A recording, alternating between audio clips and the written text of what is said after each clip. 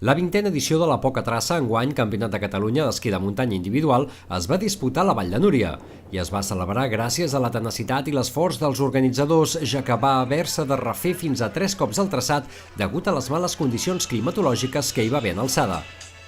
A les 9:30 estava previst donar la sortida, però el fort vent havia fet volar les banderoles que marcaven els traçats durant la nit i van decidir aplaçar-ho 30 minuts. A més, les condicions del moment no permetien fer diferents recorreguts segons la categoria. Finalment, es va optar per un circuit circular de 550 metres que realitzaria un o dos cops, depenent de la categoria. A les 11 es va donar la sortida nevant i amb un fort vent. Els esquiadors van començar a dirigir-se cap al coll de Nou Fons. Amb les inclemències meteorològiques s'ha hagut d'anar aplaçant una mica la cursa. Ara comencem a 9:45, després a les 10. Hem acabat començant a les 11, però han tret un recorregut de 2 pujades i 2 baixades que es repetien 2 cops, en total de 4 pujades i 4 baixades, i ha quedat una cursa xula.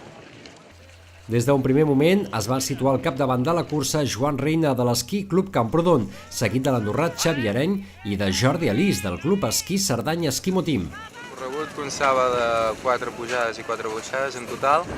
Hem anat els 3 primers molt junts, les primeres 2 pujades, i llavors les 2 últimes pujades jo he fet un pèl més aforat i intentant que en Xavi Areny no m'através a les baixades, i hem arribat gairebé els 2 junts.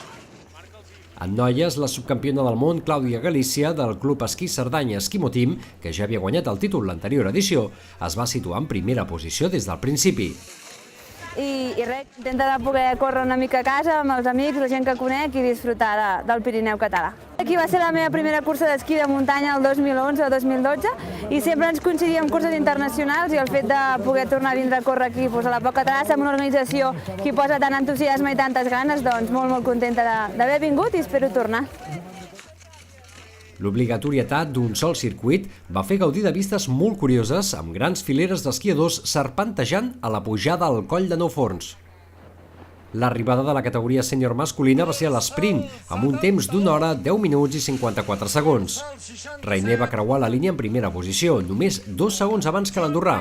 El tercer a la cursa, però segon al Campionat de Catalunya, va ser Jordi Alís, seguit de Jordi Palomares.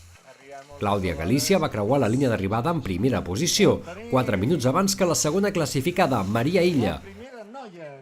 Però penso que l'organització ha de pensar en la seguretat dels corredors i ha pres una molt bona decisió, i tot i així una cursa maca, tècnica, amb baixades molt divertides i contenta de guanyar un Campionat de Catalunya. Nota màxima a l'organització per l'esforç que va haver de realitzar en una jornada tan complicada.